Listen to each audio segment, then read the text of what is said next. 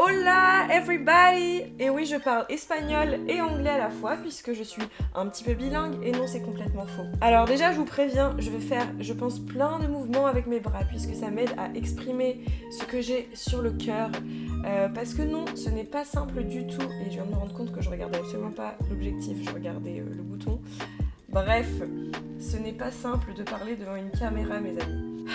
Donc soyez indulgents s'il vous plaît. Alors pourquoi est-ce qu'on est là aujourd'hui ? Bah déjà parce que voilà, je viens d'ouvrir une chaîne YouTube, donc il faut bien que j'apporte du contenu. Mais surtout parce que j'ai une thématique pour cette deuxième vidéo, et c'est comment s'apporter l'aide et le soutien dont on a besoin lorsqu'on est seul face à nous-mêmes. Parce que parfois on n'a pas forcément les moyens de se payer un rendez-vous chez un thérapeute, chez une thérapeute, chez un psy, chez une psy, etc. etc.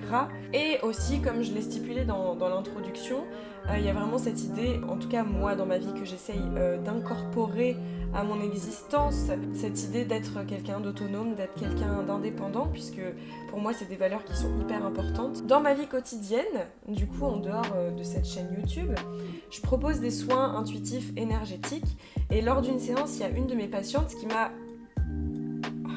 poser la question, cette question fatidique qui fait office de thématique pour cette vidéo. Et donc du coup, je me suis dit pourquoi pas y répondre, pourquoi pas apporter des outils que je mets en place dans ma vie, soit parce que ça m'a été inspiré d'autres personnes, soit parce que je les ai choisis un peu intuitivement. Pourquoi pas vous les partager à vous aussi. Alors déjà, premier tips, essayez du mieux possible de vous apporter un maximum d'amour, parce que dans ce genre de moment, on se sent en insécurité, on va se sentir vulnérable, on va se sentir faible, et en fait on va avoir besoin d'un sentiment de cocon, d'un sentiment de sécurité, de se sentir contenu.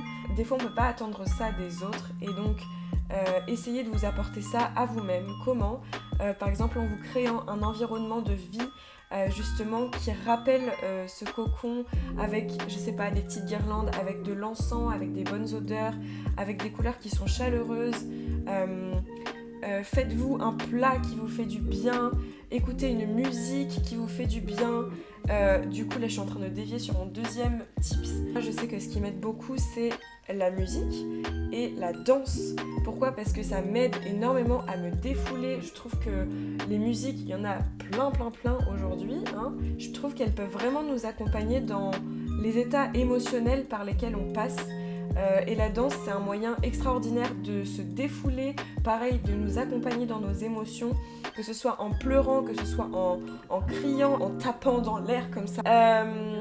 Ensuite, un autre outil... Attendez, je prends mes notes. Ah oui, un autre outil que j'ai commencé à mettre en place lors du premier confinement, donc l'année dernière, c'est le yoga. Ça peut paraître logique en soi, puisque c'est une pratique dont on parle beaucoup quand on parle de développement personnel. Mais en fait, pour moi, ça a réellement été une révélation, et aujourd'hui, je vois plus du tout ma vie sans faire du yoga une fois par jour. Bon, parfois, en vrai, j'en fais pas une fois par jour, mais la plupart du temps, je le sens quand j'ai pas ma dose de yoga, et du coup, je vais en faire.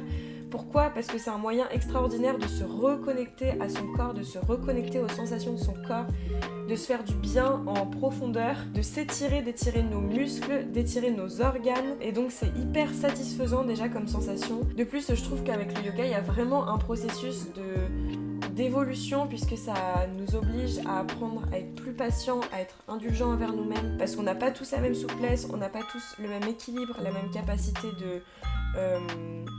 le même tonus dans notre corps que les profs qu'on peut avoir sur YouTube ou les profs dans la vraie vie. Et donc au final, ça demande vraiment de se concentrer sur le rythme de notre corps à un instant T, et d'accepter, d'accueillir là où on en est, et de se dire que c'est vraiment un temps qu'on s'offre à nous pour nous faire du bien, mais qu'on n'attend rien vraiment de notre corps. Vous voyez ce que je veux dire ?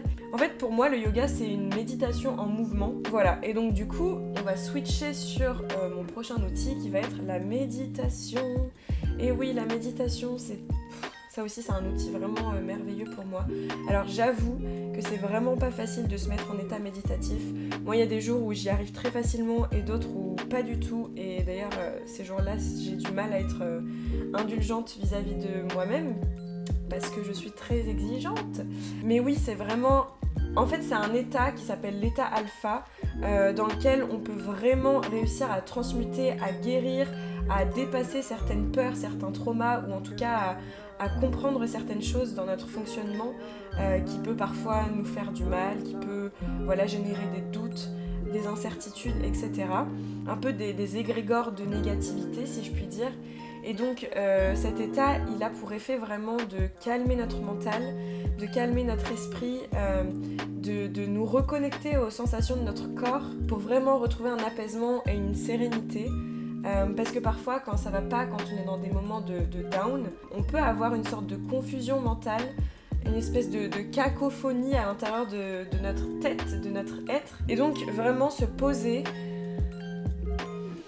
se concentrer sur notre respiration, vraiment se concentrer sur notre respiration, ramener toute notre attention aux sensations de notre corps. Ça peut vraiment permettre de générer un calme intérieur, un espace nouveau à l'intérieur de nous dont on n'avait parfois même pas conscience. Et pour le coup, pour la méditation, je vous conseille vraiment d'explorer et surtout d'être patient. Il y a encore cette histoire de patience, mais d'être patient et indulgent envers vous-même.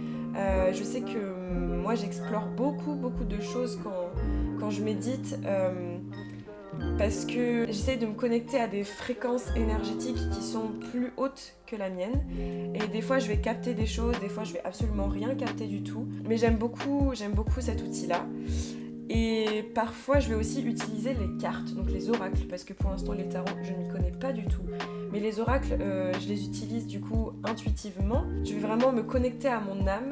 Je vais demander à mon âme de canaliser le message dont elle a besoin, l'énergie dont elle a besoin sur le moment. Et je vais lui demander de canaliser ça et de me faire passer le message à travers les cartes. Et je trouve aussi que c'est génial comme outil parce que ça permet d'avoir une vision plus lucide, plus claire sur la situation qu'on est en train de traverser. Au final, c'est des réponses qui viennent de nous, mais qui passent par le biais d'un outil extérieur. Et donc, c'est comme si on recevait un peu une réponse de la vie, un message de l'univers. Et parfois, ça fait du bien de recevoir des messages de l'univers. Donc voilà, c'était mes tips. Je pense que je referai une vidéo plus tard, peut-être pour creuser un peu plus ce sujet ou pour amener d'autres idées. J'espère que cette vidéo vous aura plu. Si elle vous a plu, vous pouvez aimer, vous pouvez vous abonner, vous pouvez activer la petite cloche. Vous connaissez la chanson. Et sur ce, je vous fais des gros bisous.